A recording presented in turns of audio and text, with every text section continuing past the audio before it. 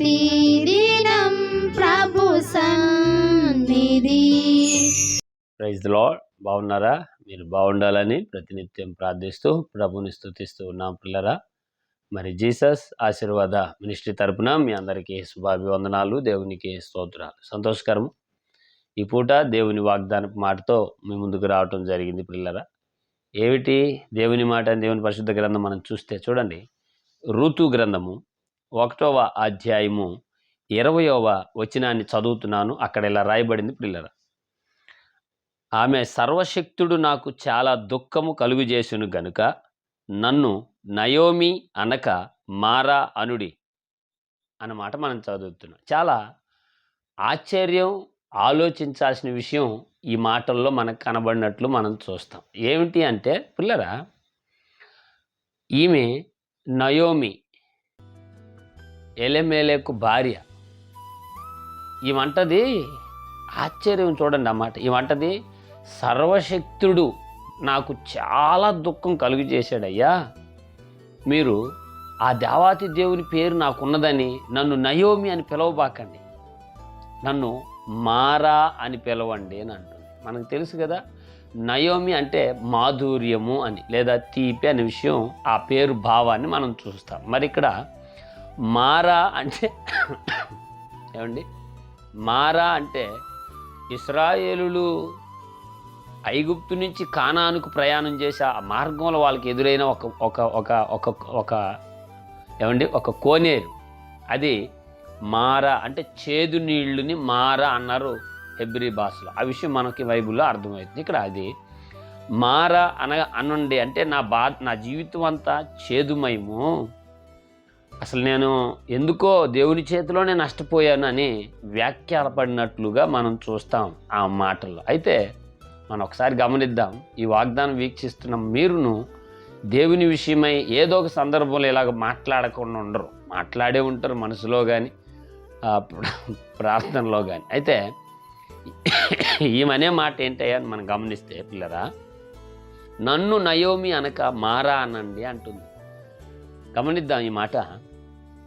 ఈమె, నాకు బిడ్డలిద్దరూ చనిపోయారు, భర్త చనిపోయాడు, నాకు అన్యాయం జరిగిపోయింది, దేవుడే ఈ అన్యాయానికి కారకుడయ్యాడు అన్న విషయం మాట్లాడుతూ తన గ్రామ ప్రజలు నయోమి వచ్చింది ఊరి నుంచి అంటున్నప్పుడు బాధపడుతుంది. అయితే ఒక్క విషయాన్ని గుర్తు చేయాలి దేవుని మాటగా. ఏంటి అంటే, నిజమే కదా సార్, ఆమె విధవరాలు అయిపోయింది, ఒక్కతే అయిపోయింది కదా అంటే మనం గమనించాల్సిన మాట ఏంటి తెలుసా? అన్య స్థితిలో ఉన్న మోయాబీరాలైన అద్భుతమైన దేవుని ప్రణాళిక గ్రహించగలిగే ఏమండి రూతును వెంటబెట్టుకొని వచ్చింది. దేవునికి స్తోత్రం. ఎందుకని అంటే, నేడు దావీదుకి పెద్దవ్వ అని చెప్పుకునే రీతిలో ఒక దేవుని ప్రణాళిక విస్తరించడానికి ఏమండి రూతుగా మోయాబిరాల్లో ఉన్న ఆమె స్థితిని రూతుగా మార్చి దేవుని సన్నిధికి వచ్చినట్లు మనం చూస్తాం. పిల్లరా, ఈ అన్ని విషయాలలో ఏమండి ఈ మోయాబీరాలు రూతుగా మారాలి అంటే నయోమి కాస్త చేదుగా ఉండాల్సిన అనుభవాలు దాటుకుంటూ రావాలి.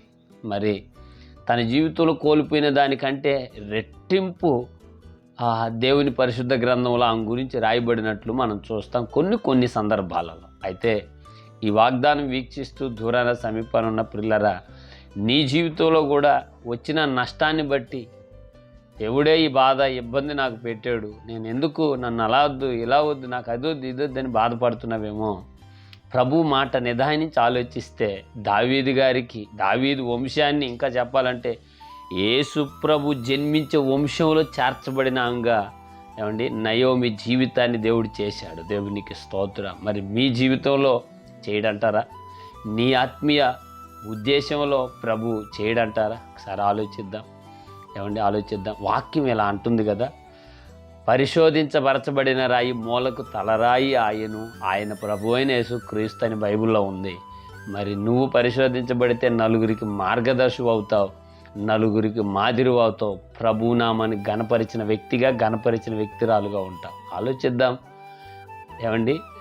మనకు వచ్చే ప్రతి పరిస్థితుల్లో నుంచి ప్రభు కృప మిమ్మల్ని విడిచిపోదన్నది దేవుని మాట. చూడండి, అద్భుతంగా రాయబడి ఉంది మాట.